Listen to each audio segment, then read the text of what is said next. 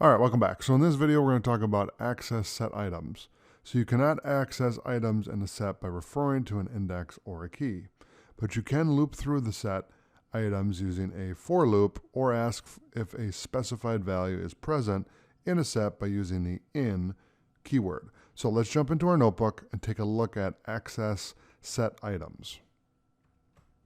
All right, so we're back in the sets notebook, okay? Continuing on from what we learned in the first part of the section here, we are going to talk about how we can use a for loop to loop through the set and print the values. Okay, so we're going to do our set equals curly brackets, and we're going to do Google, Facebook, and YouTube. Okay.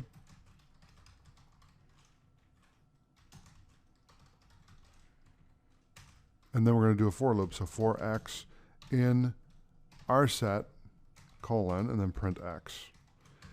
And let's see what happens. We get YouTube, Google, and Facebook. Okay? So that's what we wanted. Beautiful. Okay, so that's how you access set items.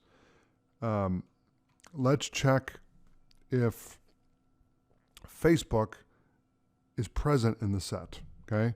So to do that, let's just copy our set, and then we're going to print Facebook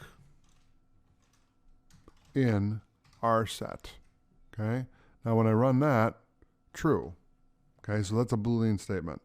We're asking the computer to check for Facebook in our set. And if it's there, then it will let us work. Okay? So that is how to access set items. All right, so thanks for watching. I'll see you in the next video.